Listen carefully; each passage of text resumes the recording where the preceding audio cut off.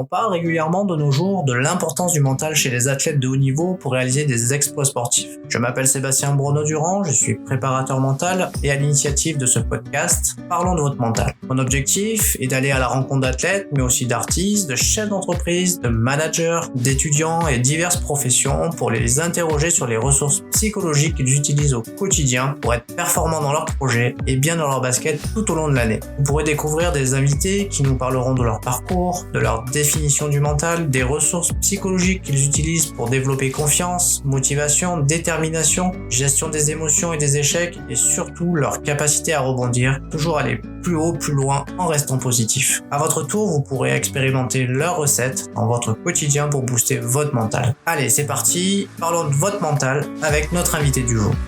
Bonsoir Prana. Bonsoir Sébastien.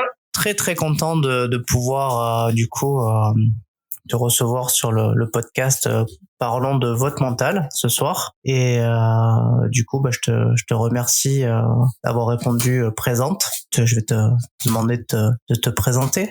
Eh ben écoute, déjà je tenais à te remercier pour cette opportunité parce que moi tout ce qui touche au mental, ça me passionne.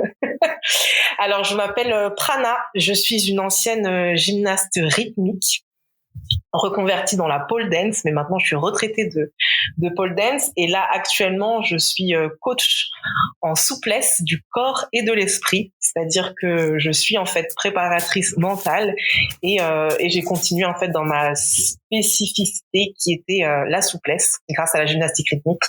Donc je donne des cours d'assouplissement sans oublier bien sûr le fitness parce que je tiens je mets un point d'honneur sur les équilibres et pour moi, il ne peut pas y avoir d'assouplissement sain et sécuritaire sans renforcement musculaire. Donc, je fais les deux. Voilà. Alors du coup, on va faire un petit tour de ton parcours. Qu'est-ce qui t'inspire, ton parcours ? Mon parcours, il m'inspire une détermination et une persévérance exemplaire, en fait. Parce que je suis tombée dans un sport pour lequel je ne suis pas faite du tout. C'est-à-dire la gymnastique rythmique, il faut être très mince, très souple, plutôt blanche à mon époque et c'est tout ce que je ne suis pas. Et pourtant, j'ai réussi à avoir un niveau national et à pas laisser tomber. Du coup, c'est un petit peu pareil pour la pole dance parce que après la gymnastique rythmique, quand je me suis reconvertie dans la pole dance, c'est pareil, j'ai pas l'impression d'être faite pour cette discipline parce que je suis assez lourde. J'ai un corps très dense, très musclé et ça pèse sur les articulations mais j'ai pas lâché et j'ai fini avec 2 titres de championne de France, un titre de championne du Canada et une carrière assez cool avec le recul. Et du coup, voilà, détermination et persévérance. Ce sont les 2 adjectifs que je mettrais sur mon petit parcours sportif. Voilà, tout de suite, j'ai envie de dire waouh. Et du coup, allez, je te fais un petit deuxième waouh. Et du coup, de quoi es-tu le plus J'adore les waouh. Là maintenant ? Eh ben, sincèrement, Sébastien, là, je peux te dire que je suis devenue la femme que je rêvais d'être en fait. Et c'est énorme. Je me sens accomplie. Je suis fière de ce que je suis. Et ça vient d'une femme qui a eu une enfance où elle ne s'aimait pas. Ça vient d'une petite fille qui ne s'aimait pas du tout. Et du coup, de pouvoir te dire ça, c'est énorme. C'est énorme pour moi de te dire ça aujourd'hui. Alors, tu t'aimais pas du tout. Tu peux nous en dire un petit peu plus ? Bah, disons que, en fait, j'ai 2 frères, moi, et puis le souvenir, en fait, que j'ai de mon enfance, c'est que déjà, j'ai grandi dans une famille où c'était pas assez, tu vois. C'est comme ça que j'ai été élevée, comme beaucoup. Il y a beaucoup de personnes, j'ai énormément échangé sur ça et il y a beaucoup de personnes pour qui c'était le cas. Tu sais, quand tu ramènes une bonne note à la maison et que tes parents te demandent, au lieu de te féliciter d'avoir amené un 18 sur 20, on te demande quelle est la meilleure note. Et si quelqu'un a eu un 18,5 ou un 19, là, la deuxième question, c'est pourquoi t'as pas eu ça? Mais du coup, il n'y a pas de bravo, il n'y a pas de félicitations, il n'y a pas de je suis fière de toi. Et à côté de ça, l'un de mes 2 frères passait son temps en fait à m'humilier, à me rabaisser, à me dire que j'étais grosse, moche, conne. Et du coup, j'ai grandi avec ça, avec cette image de cette image-là de moi. Et donc c'est pour ça je n'aimais pas ce que j'étais, je n'aimais pas mon prénom, je n'aimais pas ce que j'étais. Par contre, j'étais très très amoureuse de la gymnastique rythmique parce que je pense que quand tu ne t'aimes pas, ton cerveau et ton mental, du coup, va être attiré par justement les choses opposées à toi. Donc, quand j'étais petite, je voulais être mannequin, genre mannequin podium. Les filles d'1m80 maigres, tu vois, je voulais être mannequin, filiforme, et la gymnastique rythmique, c'est un peu ça. Donc, j'étais vraiment, c'est une discipline où même aujourd'hui, je trouve ça, pour moi, c'est le plus beau sport du monde. Je trouve ça merveilleux. Et c'était tout ce que j'étais pas. C'était tout ce que j'étais pas, et petite, je me dis tout ce que je ne serai jamais, en fait. Et voilà, j'aimais pas ce que j'étais.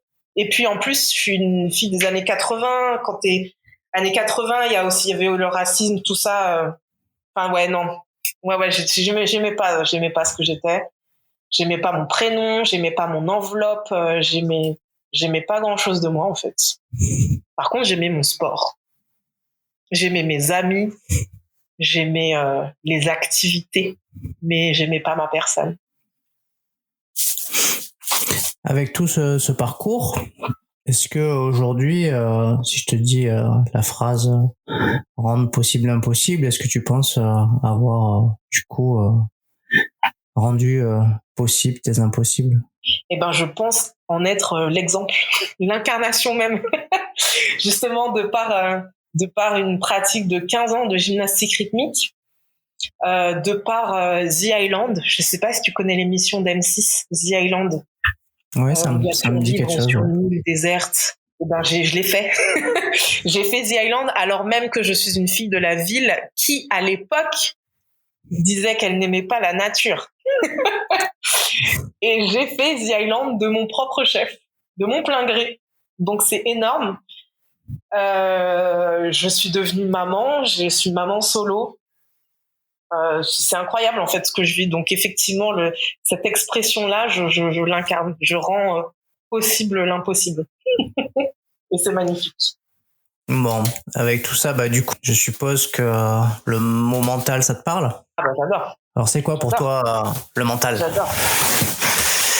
Alors, pour moi, le mental, c'est une puissance interne qui nous permet d'aller au-delà de nos capacités conscientes lorsqu'il est bien seté, et qui peut aussi nous freiner ou nous limiter, donc pour aller en dessous de nos capacités lorsqu'il n'est pas bien paramétré, en fait. Voilà comment je définirais le mental. Et si je devais définir un bon mental? Du coup, derrière le bon mental, c'est le mental qui est justement bien paramétré. Donc ça veut dire que qu'en fait, je dirais qu'il n'y a pas vraiment de, enfin si l'histoire de mauvais mental, tout ça, j'ai l'impression que, en tout cas, je vois autour de moi que je pense que c'est un choix, en fait. On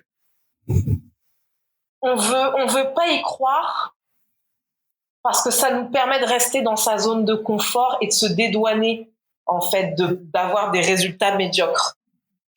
Et en fait, je pense que quand on se dit « Ah, j'ai pas le mental », tout ça, c'est une manière de subir la négativité et de se dédouaner. Et je pense que c'est un choix, en fait.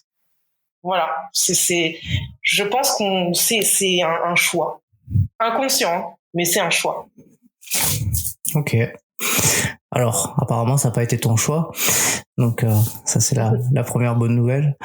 Et alors, du coup, pour avoir un bon mental, donc tu as fait le choix certainement de le travailler. Comment tu fais pour du coup travailler ton mental au quotidien? Eh ben, c'est beaucoup de travail de développement personnel, en fait. C'est une prise de conscience sur mes capacités et la possibilité, en fait, de réaliser mes rêves. la prise de conscience de cette possibilité-là, en fait, de ces ressources que j'ai en moi pour faire en fait de mes rêves une réalité. Et c'est pour ça que je te dis que c'est un choix, parce que j'ai pas toujours été alors j'ai toujours été très vivante. Toutes les personnes qui me connaissent vont te dire que j'ai la joie de vivre, et pourtant j'ai pas toujours été joyeuse au fond de moi, notamment de par mon passé que je t'ai partagé au début de ce podcast. Et en fait, c'est cette prise de conscience qui m'a permis de réaliser qu'en fait, c'était mon choix en fait de voir la vie comme ça. C'était mon choix de subir en fait et d'adhérer au fait que je sois grosse, moche et conne, parce qu'en fait, ce n'est pas ce que j'étais. C'était juste mes pensées, mais c'était pas ce que j'étais. Et en fait, par le développement personnel, j'ai appris et j'ai compris qu'on pouvait contrôler ses pensées, qu'on pouvait les changer. Et ça a été énorme. Et à partir de ce moment-là, c'est une renaissance, vraiment. Et c'est récent. C'est récent, ça date de cette année. Ça s'est fait en palier, bien sûr, mais cette prise vraiment de conscience sur le contrôle de ses pensées, sur le fait de ne pas subir ce qui nous arrive, de subir la négativité, tout ça, ça date de cette année, parce que j'ai profité du confinement pour non seulement passer mon diplôme de préparateur mental, mais aussi en fait une formation sur le développement personnel. Et j'ai fait les deux en parallèle, c'était très complémentaire, et ça m'a révolutionné la vision que j'ai de la vie, en fait. Le travail a été énorme. Alors du coup, dans ton choix là de te former à la préparation mentale, du coup, quels sont les outils que tu as pu mettre en place pour changer tes pensées parasites qui t'amenaient vers des ancrages négatifs? Alors les outils, c'est ce qu'on appelle du coup le modèle. Ce dont je te parlais, c'est le fait de contrôler ses pensées. Et après, la formation vraiment de préparateur mental a enrichi ma pratique, parce que autant pour moi, je broyais facilement du noir, même si j'étais une personne, tu vois, au premier abord très vivante, très joyeuse. Mais au fond, tu vois, j'ai eu vraiment des périodes vraiment de down. Mais par contre, pour les autres, j'étais vraiment celle qui remontait et qui boostait les troupes. Et ça, je l'ai toujours été. C'est-à-dire que comme je ne m'aimais pas, j'avais une passion pour l'autre, en fait. Je m'occupais de l'autre. Et l'autre, je le mettais toujours au-dessus de moi. Je voyais toujours l'autre comme quelqu'un de plus important que moi, et prendre soin de l'autre m'a toujours passionnée vis-à-vis de ça. Parce que avant, s'occuper de l'autre, c'était ne pas s'occuper de moi. Et d'ailleurs, j'ai le syndrome du sauveur, carrément. Du coup, dès que quelqu'un est dans un problème, j'ai ce syndrome-là, le syndrome du sauveur. Mais pour en revenir à ta question, je pense que j'ai réussi à utiliser en fait tout ce travail de développement personnel, mais avec l'outil principal pour moi, ce qui a vraiment révolutionné tout, c'est le fait de contrôler ses pensées. Le fait d'avoir l'information qu'on puisse contrôler ses pensées. Parce que moi, avant, je pensais l'inverse. Je pensais qu'on subissait nos pensées. Mais pas qu'on pouvait les contrôler. Et quand je dis les contrôler, c'est-à-dire que quand une pensée arrive, le fait de pouvoir, prendre un recul par rapport à cette pensée, l'analyser, la renverser pour la transformer. Et pour ensuite, du coup, se retrouver dans une autre vision, et du coup, beaucoup plus positive. Et ça, ça a bouleversé complètement ma vie, en fait. Je vis plus de la même manière depuis. Et je suis super heureuse aujourd'hui. C'est merveilleux. Enfin, ça, c'est super. En tout cas, une formation, en tout cas, certainement passionnante Merci le Covid et le confinement pour t'avoir permis en tout cas de découvrir des nouveaux outils pour ton développement personnel. C'est ça. Alors, avec le Covid, on a beaucoup été enfermés. On a pu, pour la plupart, découvrir en tout cas des nouvelles choses. Est-ce que tu penses qu'il est important de se connecter avec soi-même? Je pense qu'il est essentiel de se connecter avec soi-même. Sauf s'il y a un dysfonctionnement sur la vision qu'on porte de soi-même, sur soi-même. C'est-à-dire, et là je parle notamment pour le sport, mais ça pourrait s'appliquer même dans la vie, parce que je l'ai vécu. Quand tu ne t'aimes pas oui, c'est ça, quand tu ne t'aimes pas ou que tu as vraiment c'est ce que j'appelle le dysfonctionnement de la vision, tu vois, de ton image,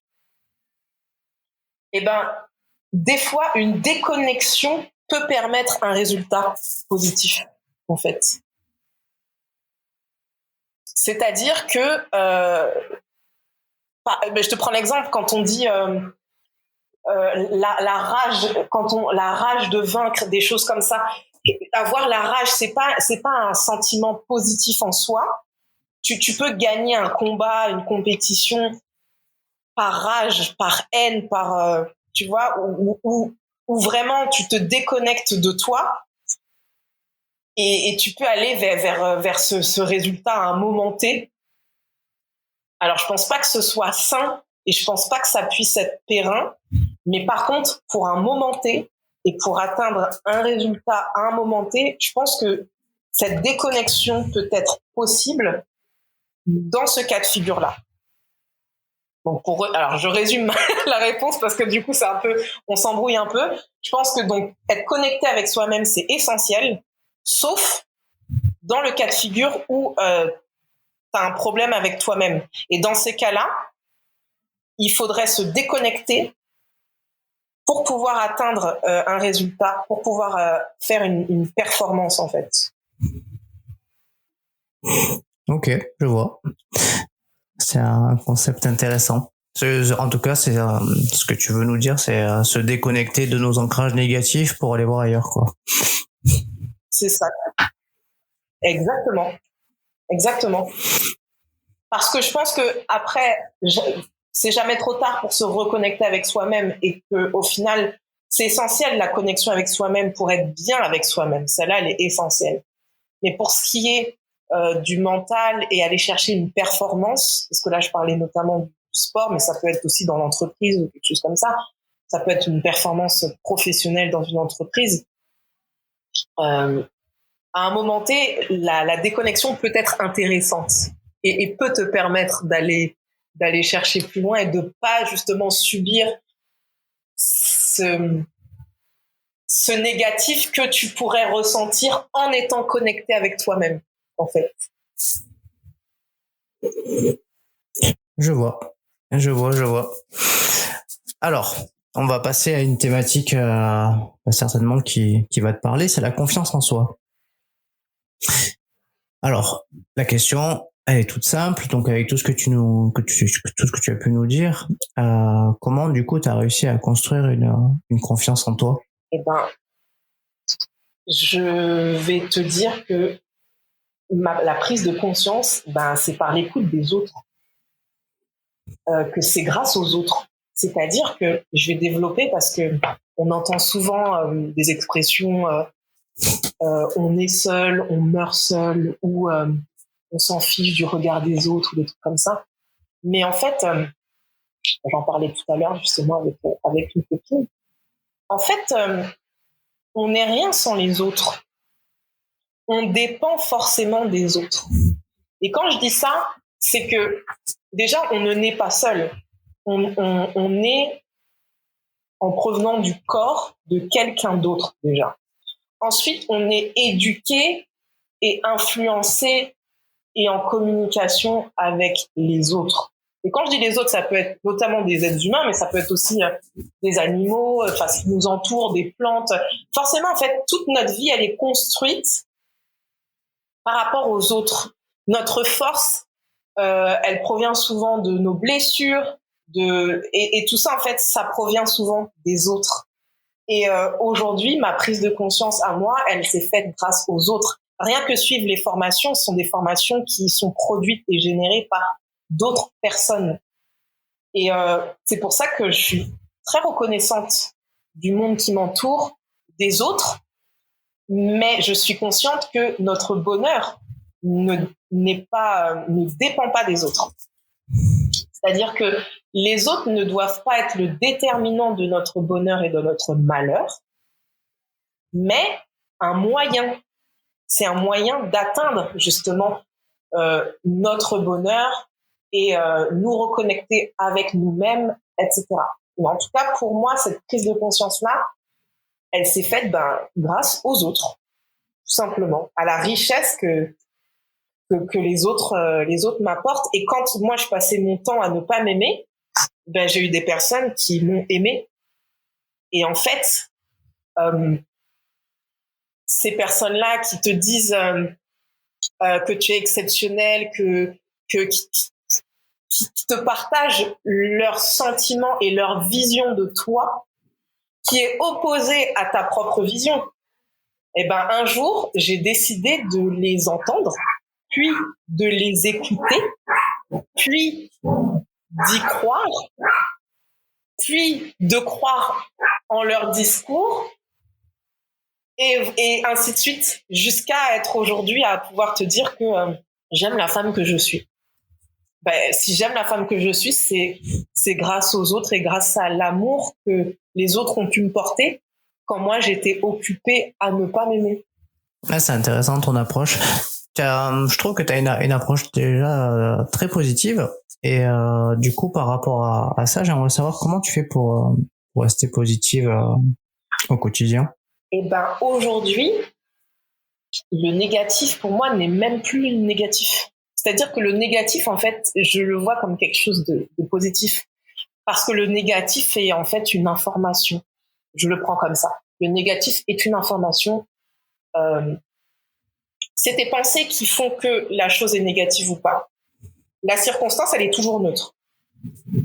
C'est ta vision et tes pensées de la circonstance qui feront que la circonstance pour toi est négative ou elle est positive.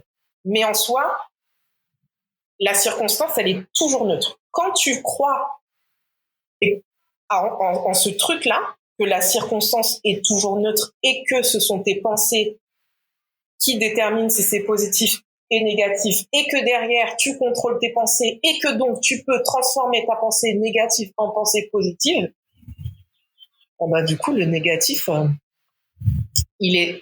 c'est merveilleux à gérer, en fait. Quand j'ai quelque chose de négatif, en fait, c'est pas que la chose est négative, la chose est neutre. C'est ma pensée qui sera négative. Je l'observe, je l'analyse, je me demande pourquoi je pense comme ça, parce que ça m'en dit aussi beaucoup sur moi.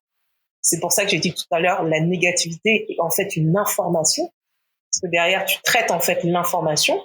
Du coup, le fait de traiter l'information, ça enrichit ton propre esprit et ça devient déjà positif. Et ensuite, après analyse de la situation, tu transformes ta pensée, tu regardes d'un autre point de vue, tu te rends compte que en fait, le négatif peut devenir positif parce que maintenant ta pensée est positive. Et puis après, tout devient positif. Tout ça pour te dire que en fait, le négatif est quelque chose de positif pour moi. Voilà comment je traite et je gère le négatif. En fait, le négatif n'existe pas et s'il existe, il est positif. Ok, écoute, j'ai bien compris. Et donc du coup, ton verre, il est toujours plein. Il n'est jamais ni à moitié vide, ni à moitié plein, mais toujours plein. Il est toujours plein. Et même si, en fait, c'est que même si il se vide, il y aura toujours la ressource, le robinet à côté où tu peux le remplir, en fait. Du coup, c'est pas un problème qu'il soit vide. C'est ça, en fait. En fait, ton verre peut se vider, mais en fait, t'as le robinet à côté, t'as la ressource à côté pour le remplir. Et le temps de le remplir, le fait de porter ton verre, de l'amener au robinet, t'auras brûlé des calories et c'est positif. Tu vois? Le fait de porter le verre, t'auras travaillé ton biceps, ton avant-bras, Tu vois, c'est positif tout ça. Ok, je vois. Alors, quels sont tes trucs pour te motiver? Pour me motiver. Pour me motiver. La vie, l'univers, je suis tout le temps motivée en fait. Je suis tout le temps, je suis tout le temps motivée. J'ai, mais en fait, voilà, moi, je suis tout le temps motivée. J'ai pas de, je peux avoir des moments de flemme, mais là, j'ai l'habitude de dire que la flemme n'est qu'une courbature mentale. Donc, la motivation est toujours présente parce que justement, j'ai la foi en l'univers en fait. J'ai la foi en l'univers, à la synchronicité des choses. Donc, tout ce que je fais m'anime aujourd'hui. Donc, ma motivation, elle est permanente. Ma motivation est permanente. Et quand je suis dans un état de flemme, pour moi, je n'ai pas une perte de motivation. C'est juste un besoin de repos. Mais ma motivation, elle est toujours là. Est-ce que tu as besoin de te fixer des défis pour avancer? Alors, je te dirais que les défis viennent à moi, en fait. Les défis viennent à moi parce que comme je te parlais de l'univers, j'avance, j'ai des projets, j'ai des choses et en fait, ça vient à moi et c'est pas, je vais pas aller chercher, c'est pas un besoin parce que c'est toujours là. Ou sinon, je pourrais tourner ma phrase en inverse. Hein. C'est un besoin, mais parce que c'est toujours là aussi. Tu vois, comme le besoin d'aller faire pipi, il est toujours là. mais j'avance en fait. C'est comme la motivation. C'est comme la motivation. En fait, je considère que chaque jour est un défi, mais chaque jour est une opportunité en fait de bonheur. Et tous les jours, je fais le vœu de vouloir passer une bonne journée et de passer une bonne journée derrière, parce que je passe une bonne journée, forcément, parce que le négatif n'existe pas. En tout cas, que le négatif est positif. Donc j'avance comme ça et c'est magnifique. C'est magnifique. Beaucoup disent que pour réussir, il faut avoir un plan. T'en penses quoi? Alors, cette histoire de plan. Avec la foi en l'univers dont je te parlais, t'as pas... Comment dire?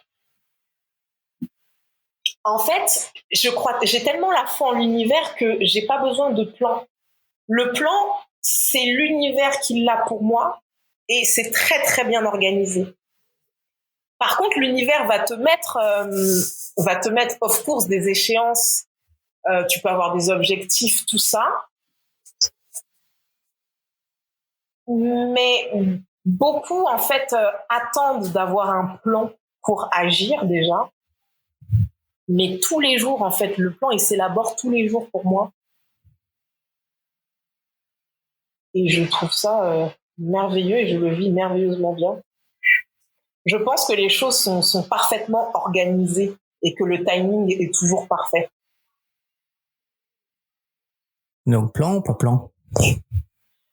Plan, mais de l'univers. C'est bien au-delà de nous, en fait.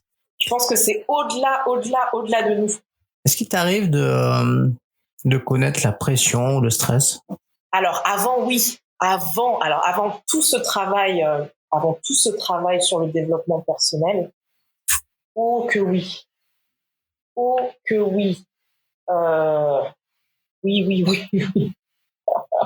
J'ai beaucoup de pression, mais j'ai toujours aimé l'adrénaline, mais oui, je ressentais un mauvais stress. Par contre, mon mauvais stress me permettait de produire des choses merveilleuses parce que justement, je sortais de moi.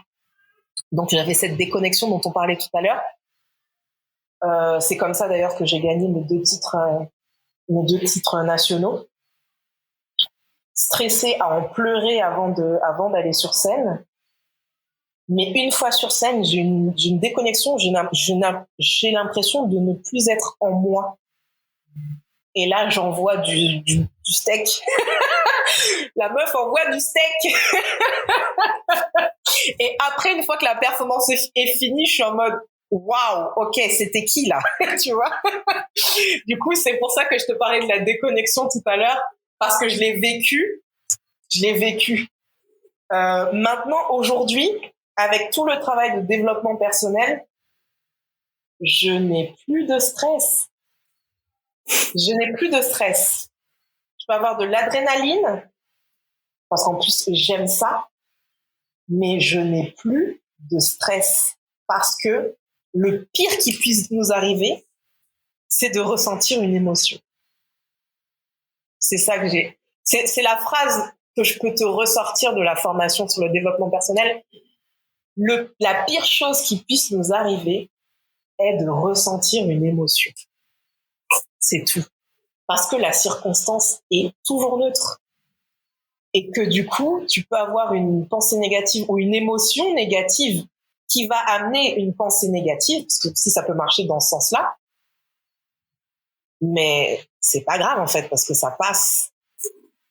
Et quand tu contrôles tes pensées, bah t'as plus aucune raison de stresser. En tout cas, d'être dans un mauvais stress. T'as plus de problème en fait. Bon, bah c'est super comme méthodologie là. J'aime bien. C'est magnifique. J'aime beaucoup. Magnifique. En tout cas, l'idée c'est de se centrer sur ces émotions, de les ressentir et ensuite de pouvoir les accepter et puis de mettre en œuvre des choses pour aller de l'avant. Si je synthétise. C'est ça. Donc du coup, tout à l'heure, tu nous disais que du coup l'idée de pour acquérir une confiance en soi et puis aller vers de la performance. L'idée, c'était aussi de se focaliser sur les pensées qu'on peut contrôler et de switcher celles qui nous amènent vers des spirales négatives. Est-ce que tu crois que on peut toujours le faire?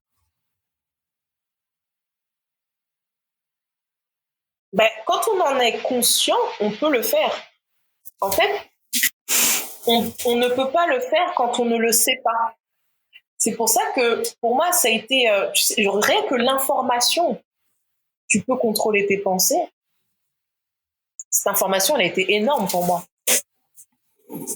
Parce que je ne le savais pas. Du coup, jusqu'à ce moment-là, je les subissais. Et maintenant, quand je fais mes sessions que j'appelle Mental Boost, à mes bombes, je les appelle mes bombes, c'est les filles que j'ai dans mon groupe d'assouplissement.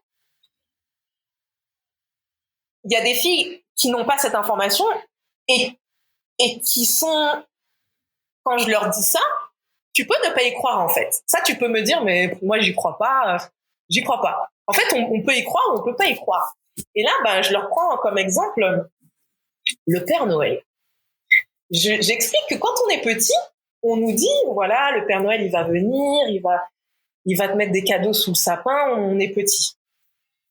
Nous, on n'a jamais vu le Père Noël débarquer dans notre cheminée. D'ailleurs, on habite dans un appartement, on n'a pas de cheminée, mais on se dit quand même, ouais, le Père Noël va venir, il est trop fort, il va passer par la fenêtre, etc.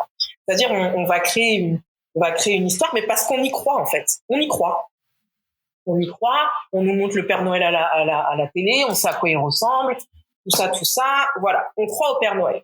Ensuite, on grandit et on a l'information que le Père Noël n'existe pas. Donc, ça peut être nos parents qui nous le disent, ça peut être souvent, c'est une fuite d'un grand frère, d'une grande sœur, d'un copain d'école, tout ça.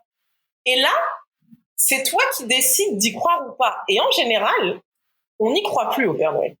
C'est-à-dire, on a eu l'information, le Père Noël n'existe pas. Du coup, j'assimile l'information et je n'y crois plus. Sauf que on n'a pas la preuve qu'il n'existe pas, en fait. Juste, on a l'information et on décide d'y croire ou pas. En fait, on pourrait très bien te dire, le Père Noël n'existe pas, et toi, tu pourrais très bien te dire, si, il existe. Parce que tu crois qu'il existe et tu veux croire à son existence. Mais en fait, tu as l'information qu'il n'existe pas, tu assimiles cette information et toi, tu décides de croire qu'il n'existe pas. Alors même qu'on n'a pas la preuve qu'il n'existe pas.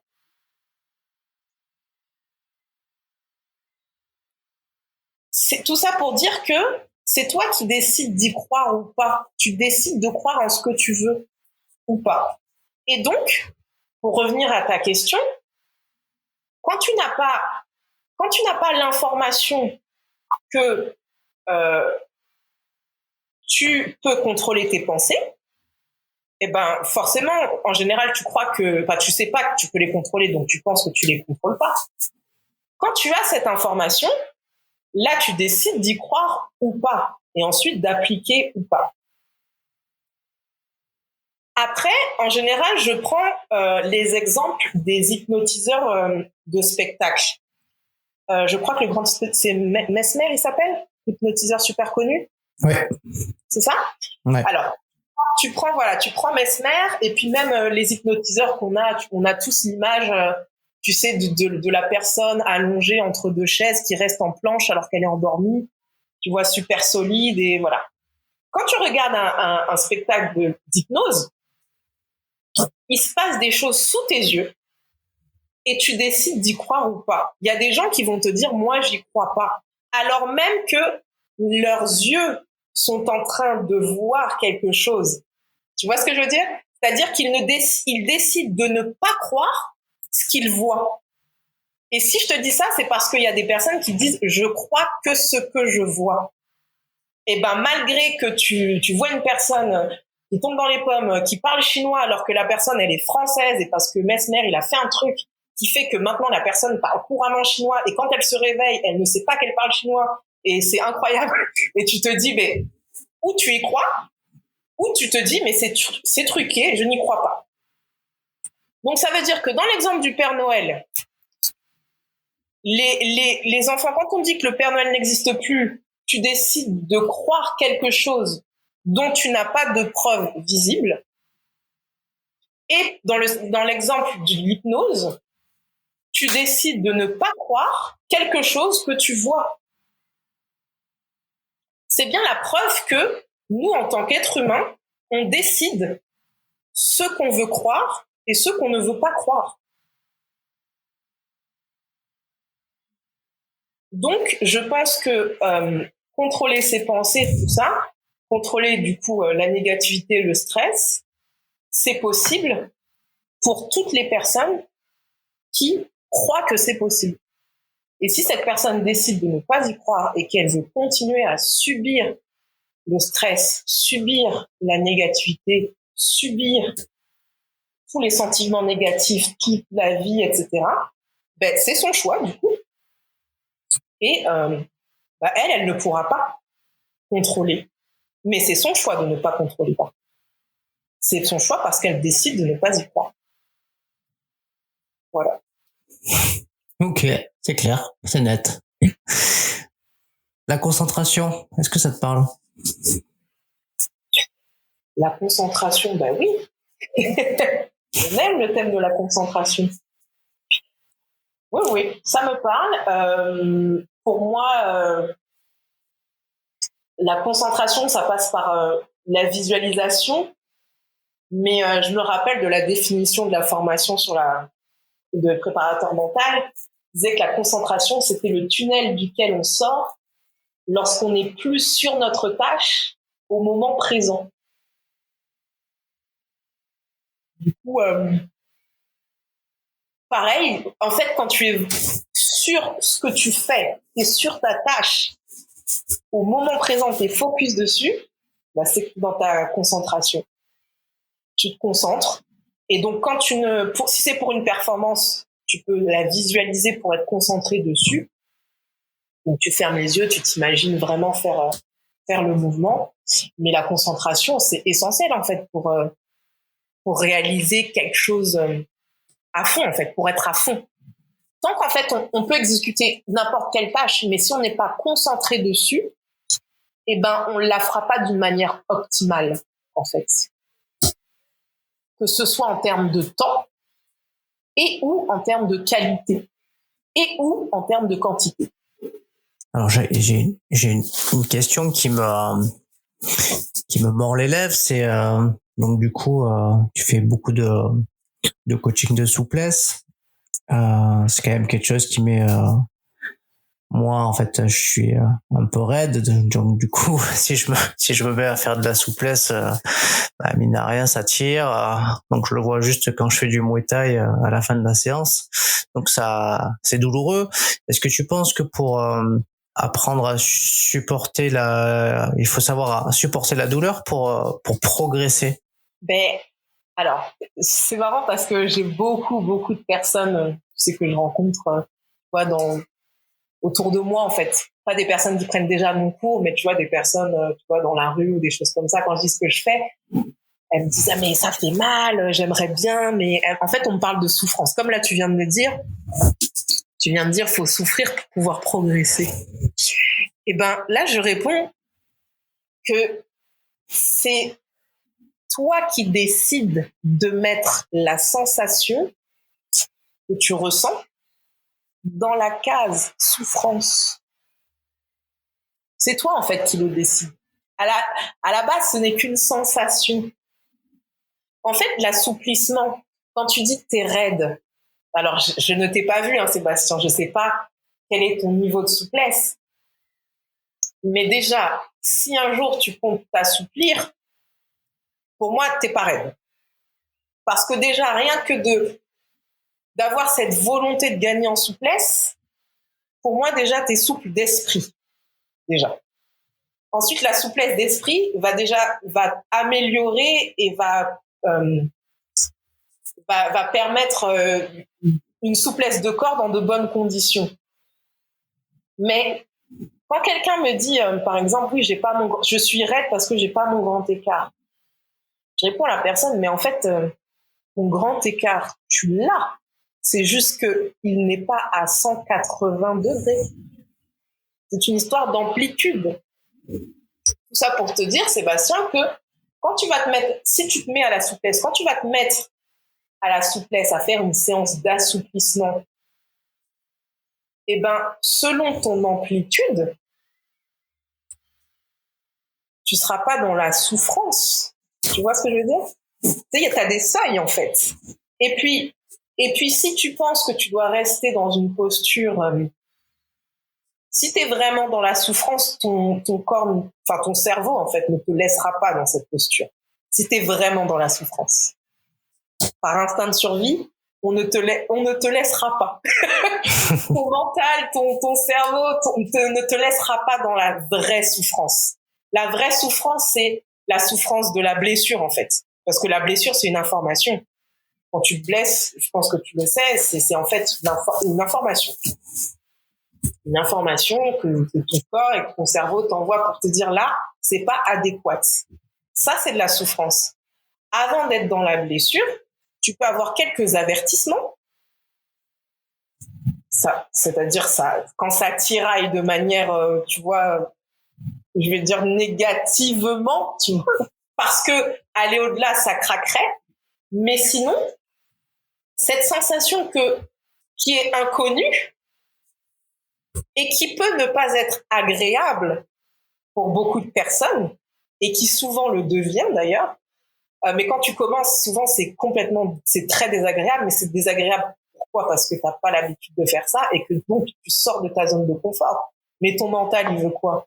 Le mental, il veut rester dans la zone de confort. C'est sa facilité. C'est pour ça, en fait, c'est pour ça que ton cerveau met cette sensation dans la souffrance. Mais en réalité, c'est pas de la souffrance, c'est juste une sensation. Et du coup, cette sensation, qui, à la première séance, sera de la souffrance, tu vas comprendre que tu t'en es bien sorti et tu vas sûrement très bien te sentir après la séance. C'est-à-dire que cette séance-là t'aura fait du bien. Du coup, déjà, ça m'a fait du bien, la notion de souffrance, on l'oublie. Du coup, la deuxième séance d'assouplissement sera un peu plus agréable, puis la troisième un peu plus agréable, puis la quatrième un peu plus agréable. Ça s'appelle l'adaptation neuromusculaire. Mais ce qui se passe, c'est que cette sensation, ce n'est qu'une sensation. C'est toi qui décides que ce soit de la souffrance ou pas. Et si c'est de la souffrance, si tu estimes que c'est de la souffrance, tu peux très bien réduire un petit peu ton amplitude pour que ça sorte de la case souffrance, mais que tu sois encore en train de t'assouplir. Parce que ton objectif, c'est de t'assouplir. Bon, c'est noté. On va essayer de s'assouplir alors. Mais vraiment, hein, le fait de vouloir, tu vois, s'assouplir, ça montre déjà une souplesse d'esprit déjà. Et l'esprit et le corps travaillent ensemble. Donc quelqu'un qui souhaite s'assouplir, pour moi, n'est pas raide. C'est pas parce que tu n'es pas souple que tu es raide, en fait. C'est ça que je veux dire par là. C'est parce que tu n'es pas souple que tu es raide. C'est pas parce que c'est pas parce que tu es pas gros que tu es maigre. Tu vois ce que je veux dire? C'est pas parce qu'il fait pas chaud qu'il fait froid. Donc il y a des petites subtilités comme ça qui font que en employant un terme péjoratif, tu alimentes ton cerveau et ton mental dans cette négativité. Alors qu'en réalité, comme je te dis, c'est pas parce que tu n'es pas souple que tu es quelqu'un de raide. Pour moi, tu es déjà souple. On n'a juste pas la même amplitude. Bon, en tout cas, c'est top. Est-ce que et puis attends, Sébastien, je te coupe, excuse-moi. Ah oui. Mais est-ce que là, tu peux lever tes bras sur le côté? En principe, oui, je devrais y arriver. Ton bras droit et ton bras gauche. Tu regardes ton bras droit, tu regardes ton bras gauche. Et ben déjà, tu sais faire le grand écart des bras. Tu vois? Ça t'a pas fait mal. Excellent. Bon. Ça t'a pas fait mal. Et t'es en grand écart 180 degrés. Et tu peux même monter si tu veux. Ou descendre. J'incite à tous les gens qui nous écoutent à essayer le grand écart des bras. Voilà. On arrive sur la fin de notre podcast. Est-ce que tu aurais des conseils à donner à la jeunesse? Eh ben, de contrôler ses pensées. Alors, non, mais le meilleur conseil que je puisse vous donner, alors là, on n'en a pas du tout parlé, ça sort de nulle part, mais c'est essentiel, rechercher sur Internet. Le meilleur conseil que je puisse vous donner, c'est de découvrir votre design énergétique. Ce qu'on appelle le Human Design, le HD. Votre design énergétique pour être le plus aligné possible avec vous-même. C'est en fait votre empreinte énergétique. Et à partir de là, elle est unique. Donc là, on est bien au-delà. C'est pas comme si je disais ah bah t'es lion, ah bah ça veut dire t'es comme ça, t'es comme ça, t'es comme ça. Le design énergétique, c'est selon du coup ta date de naissance, ton lieu de naissance, ton heure de naissance. Et elle est unique. C'est ton empreinte en fait énergétique. Et ça va te permettre de comprendre pourquoi, en fait, d'être aligné énergétiquement et de comprendre comment tu fonctionnes. Et une fois que tu comprends comment tu fonctionnes, ben, tes actions, tu peux les optimiser pour être le plus aligné possible énergétiquement et du coup atteindre tes objectifs de la meilleure manière pour toi possible. En fait, c'est vraiment le meilleur conseil que je pourrais donner mais vraiment à toute la planète. Quand j'ai découvert ça, je me suis dit mais il faudrait apprendre ça à l'école, ça devrait être primordial. Parce qu'une fois que tu connais ton design énergétique et si tu connais le design énergétique de ton voisin, tu comprends pourquoi ton voisin réagit comme ça quand tu lui parles comme ça alors que toi ton intention c'est celle-là. Et du coup, tu comprends comment lui parler pour qu'il soit dans les meilleures dispositions, en tout cas les mêmes que les tiennes, etc., etc. Si tout le monde connaissait le human design de tout le monde et si tout le monde connaissait son propre human design, il n'y aurait plus aucun conflit sur Terre, je pense. Au niveau relationnel, en tout cas. On n'aurait pas. Donc vraiment, le meilleur conseil que je puisse donner, c'est ça. Et une petite citation. Tu connaissais toi, Sébastien ? Non, je ne connaissais pas. Et du coup, je vais aller voir Human Design sur Internet. Je vais aller faire ça. Une petite citation pour finir ce podcast. J'en ai deux pour toi. Est-ce que je peux en mettre 2 ou t'en veux qu'une seule ? Ah, tu peux en mettre 2, hein. On est généreux. Ça marche. Alors la première, ce sera « La victoire est un état d'esprit ». Voilà. La victoire est un état d'esprit parce qu'en fait, l'échec n'existe pas, au final. Non. Après tout ce qu'on a... L'échec n'existe plus, en fait. Après tout ce qu'on a dit, l'échec n'existe plus. Du coup, la victoire est un état d'esprit. Et la deuxième phrase que j'ai à dire, c'est « L'univers travaille pour toi ». Bon, de belles phrases. L'échec n'existe pas. Il n'y a que des expériences sur lesquelles je m'appuie pour progresser. Et on va s'appuyer sur l'univers pour nous guider. C'est ça. Super. Écoute, Prana, je te remercie pour ce temps qu'on a pu passer ensemble pour ce podcast. Avec plaisir, Sébastien. Merci à toi. Je te dis à très vite. Oui, à très vite. C'était Parlons de votre mental, votre podcast pour explorer les ressources psychologiques et outils de préparation mentale utilisés par nos invités, qui, j'espère, t'auront inspiré pour les expérimenter dans ton quotidien. Si toi aussi, tu souhaites partager tes expériences et comment tu t'y prends pour booster et muscler ton mental, n'hésite pas à me contacter. Et si tu as apprécié ce podcast, je t'invite à le liker, laisser un commentaire et à le partager.